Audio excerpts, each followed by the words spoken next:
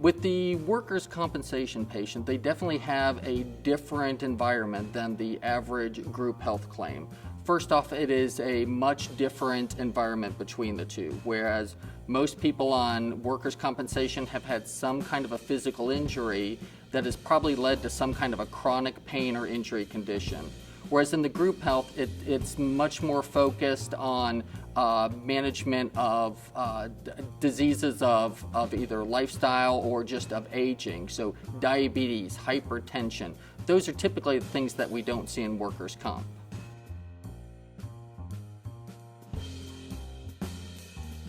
Within the workers' compensation, there are specific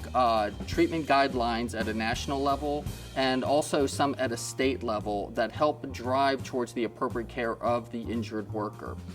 With these national guidelines and as well as with the state guidelines, they are very similar in some aspects, and that is looking at the typical medications that are being used to treat the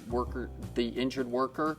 but also directing towards what is inappropriate therapy as well, so that the physicians know which should be avoided, or therapies such as like soma or carisoprodol, which is the poster child for a bad muscle relaxant.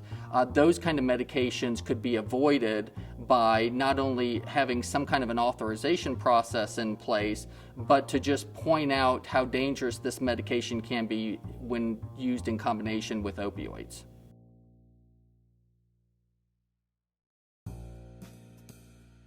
Yeah, some of the interesting trends that we've seen in workers' compensation is definitely more towards implementing what these treatment guidelines are, or putting teeth behind them. One of the ways that this is being done is through the implementation of state-based workers' compensation formularies. Again, looking at the use of certain medications that would be considered first-line therapy versus those that are less safe, maybe less effective, and definitely more expensive and using those as the second or third line therapy, or having some kind of an approval or review process before moving on to either the second line therapy drugs, which would also include opioids such as the long-acting ones of OxyContin or Hycingla.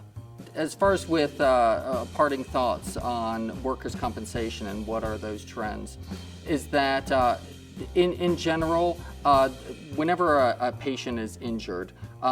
there's appropriate treatment guidelines that we're using in the workers' compensation market. However, those are some of the same things that could really be applied to the average patient that's coming in. Whether you're spraining your back from putting up your Christmas lights, or you sprained your back because you're working for a company that has those Christmas lights installation service,